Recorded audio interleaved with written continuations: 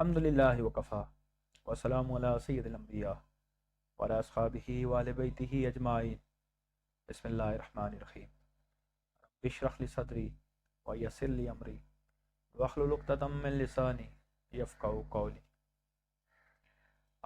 آج ہم جس موضوع پہ گفتگو کریں گے وہ ہے رؤیت ہلال، کہ مختلف مہینوں کے لیے چاند دیکھنا اور اسلام میں اس کے بارے میں کیا حکم ہے۔ پچھلے کچھ عرصے سے پاکستان کے اندر ایک طوفان بدتمیزی برپا ہے چاند کے سلسلے میں،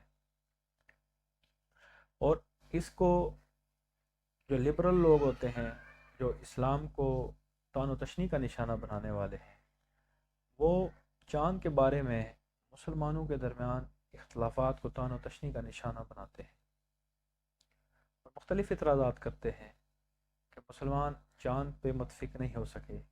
آج سائنس کہاں پہ پہنچ چکی ہے؟ سائنس تو ہمیں پہلے بتا دیتی ہے کہ چاند کی عمر کیا ہے، تو کیا وجہ ہے کہ سائنس کو یہ استعمال نہیں کرتے؟ پھر کہیں ایسے لوگ ہیں جو مشورہ دیتے ہیں کہ یا تو سائنس اور ٹیکنالوجی کی بنیاد پہ چاند کا تعین کر دیا جائے اور کہا جائے کہ چاند کی اتنی عمر ہے، اور روزے کا، عید کا یا مہینوں کا فیصلہ کر دیا جائے۔ ایک گروپ ہے وہ کہتا ہے، ایک گروہ ہے وہ کہتا ہے آپ سعودی عرب کے ساتھ یا کسی اسلامی ملک کے ساتھ آپ چاند کا تعین کر لیں اور مہینہ شروع کریں۔ آج انشاءاللہ ہم انہی موضوعات پہ گفتگو کریں گے اور انہی آپشنز پہ بات کریں گے کہ اسلام اس بارے میں کیا کہتا ہے، کیونکہ اسلام کی تعلیمات اٹل ہیں اور اٹل رہیں گی۔ کیا سائنس ہے تو پھر بھی اسلام کی تعلیمات وہی ہیں، سائنس نہیں تھی تو پھر بھی اسلام کی تعلیمات موجود تھی۔ آج ہم کتاب و سنت کے حوالے سے اس موضوع کو دیکھیں گے۔ سب سے پہلے ہم دیکھیں گے کہ نبی صلی اللہ علیہ وسلم نے رؤیت ہلال کے بارے میں کیا فرمایا۔ ہم جب حدیث کا مطالعہ کرتے ہیں تو بخاری کے اندر حدیث ہے جو کتاب الصیام کے اندر جس کو ذکر کیا گیا ہے، نبی صلی اللہ علیہ وسلم نے فرمایا ہے چاند دیکھ کر روزہ رکھو اور چاند دیکھ کر افطار کرو۔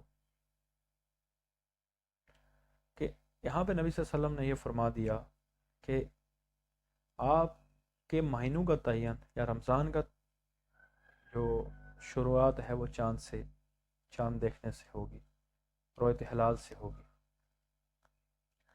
دیکھیں یہ ایک چیز شروع سے مسلمہ ہے کہ آپ کا جو چاند کا مہینہ ہے وہ 29 دن کا ہوگا یا 30 دن کا ہوگا۔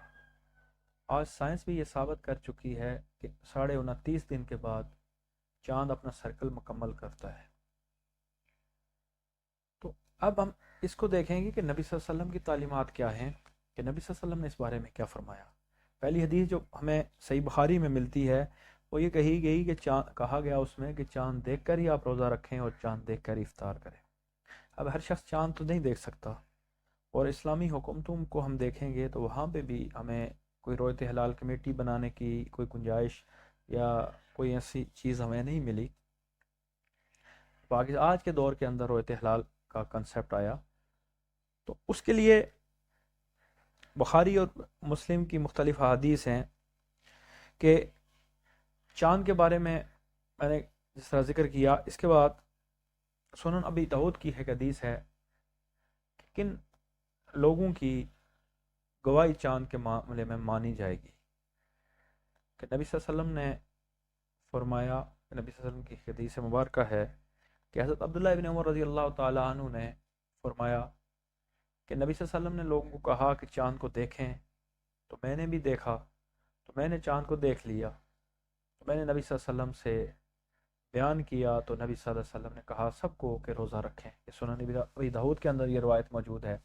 اسی طرح ایک روایت موجود ہے سنن ابن ابی داؤد کی ہی روایت ہے، جس میں ایک عرابی نے نبی صلی اللہ علیہ وسلم کے پاس حاضر ہوا اور کہا کہ یا رسول اللہ میں نے چاند کو دیکھ لیا۔ نبی صلی اللہ علیہ وسلم نے فرمایا کہ کیا تم اس بات کی گواہی دیتے ہو کہ میں اللہ کا رسول ہوں؟ کہا جی۔ کیا تم اس گواہی کو دیتے ہو کہ اللہ کے سوا کوئی عبادت کے لائق نہیں؟ کہا جی۔ نبی صلی اللہ علیہ وسلم نے سب صحابہ کو کہا کہ آپ روزہ رکھیں۔ اب یہاں سے یہ ثابت ہوا کہ ایک مسلمان عاقل اور بالغ جب گواہی دے رہا ہو تو اس کی گواہی کو مانا جائے، اور اس کی گواہی پہ رمضان یا شعبان یا آپ شوال عید الفطر کے لیے جب چاند دیکھتے ہیں، یا حجۃ الوداع کا جو بھی چاند ہے، اس کی گواہی کو آپ مانیں گے۔ پہلی چیز ہے کہ وہ گواہی اس کی مانی جائے گی مسلمان کی، اور کسی نے اگر شہادت دے دی اور وہ اس بات پہ ظاہراً اقرار کرتا ہے کہ وہ مسلمان ہے، تو آپ اس کی گواہی کو مانتے ہوئے رمضان کا وہ کریں گے۔ اور دوسری چیز کہ ایک جو کوشچن کیا جاتا ہے کہ آپ مکہ اور مدینہ کو دیکھ کے یا دوسرے کسی اسلامی ملک کے مطابق چاند کو دیکھیں، تو چاند کے سلسلے میں مطلع جو طلوع ہونے کی جگہ ہے اور وقت ہے، اس کے سلسلے میں شہادت معتبر ہوگی، اور ہر 500 میل کے بعد آپ کا مطلع چینج ہو جاتا ہے۔ اب شاید ایک جگہ پہ چاند کسی اور وقت طلوع ہو رہا ہو، دوسری جگہ پہ کسی اور وقت طلوع ہو رہا ہو، تو یہ چیز تو پریکٹیکل نہیں ہے۔ کہ اسی طرح پاکستان کے مختلف علاقوں میں بھی یہ چیز ہو سکتی ہے، اختلاف کی وجہ بھی بن سکتی ہے کہ مطلب مختلف ہونے کی وجہ سے ایک جگہ پہ چاند نظر آ جائے اور دوسری جگہ پہ نہ ہو۔ تو یہ چیزیں ہمیں ملتی ہیں اسلامی تاریخ کے اندر بھی۔ جب حضرت امیر معاویہ کا دور تھا تو شام، حجاز اور یہ سارے علاقے اسلامی سلطنت میں تھے، تو شام کے اندر اور وقت میں روزہ رکھا گیا، عید کا کیا گیا، عید بنائی گئی، اور وہی لوگ جب وہ حجاز کی طرف سفر کرتے تھے تو وہ حجاز والوں کے ساتھ اس کا فرق ہوتا تھا۔ تو بنیاد یہی ہے کہ چاند کی شہادت کی جائے گی، اور اگر معتبر شہادت مل گئی تو آپ کے لیے وہ چیز یہ ہے کہ آپ روزہ رکھیں یا مہینہ آپ کا داخل ہو جائے گا۔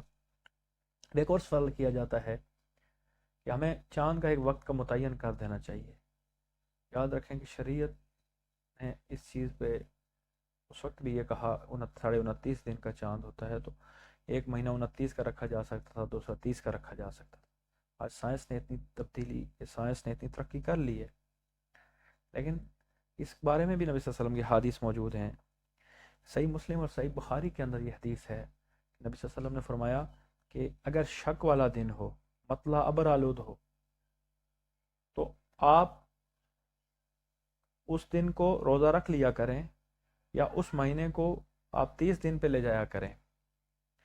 یعنی اگر شعبان کے 29 کو آپ چاند دیکھ رہے ہیں تو شعبان میں اگر اس دن مطلع ابر آلود ہے تو آپ شعبان کا مہینہ 30 دن کا کر لیا کریں۔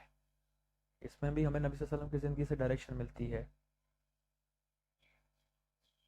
کہ اس وقت بھی، اب آج بھی ایک چیز کہی جاتی ہے، لوگ یہ اعتراضات بھی کرتے ہیں کہ سائنس نے اتنی ترقی کر دی ہے۔ نبی صلی اللہ علیہ وسلم اس وقت فرما دیا کہ مطلع اگر ابر آلود ہے تو پھر بھی، کیونکہ دنوں کا تعین، مہینوں کا تعین وہ چاند کی رویت کے اوپر ہے۔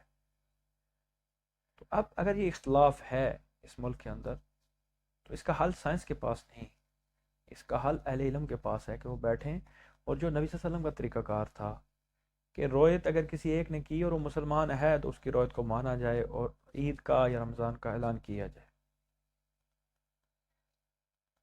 اور اگر کسی نے چاند نہیں دیکھا، اس بارے میں بھی آپ کی روایات موجود ہیں جہاں پہ یہ کہا گیا کہ اگر چاند آپ کو بڑا نظر آ رہا ہے تو شریعت اس چیز کا کوشچن کرتی ہے، مکلف کرتی ہے جو آپ کے بس میں ہو۔ آج دوربینیں ہیں، کسی دور میں دوربینیں نہیں تھی، اور کیا پتہ آنے والے دور میں بھی یہ چیزیں نہ ہوں۔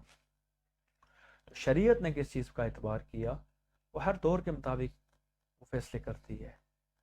تو اگر وہ چاند اس دن چاند نکل بھی گیا لیکن رویت نہیں ہو سکی تو وہ مہینہ آپ کا پورا نہیں ہوتا۔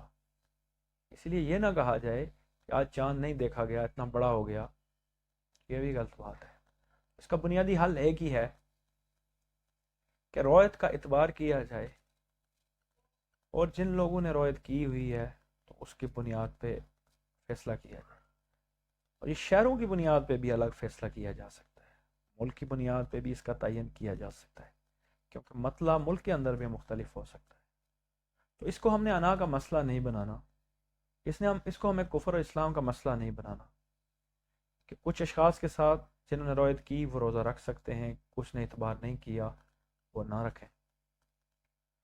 تو اور اس کو تان و تشنی کا نشانہ بھی نہیں بنانا. اسلام نے آپشن رکھ دیا ان چیزوں کے. امید ہے میری بات آپ کو سمجھ آئی ہوگی. وما علینا الا البلاغ.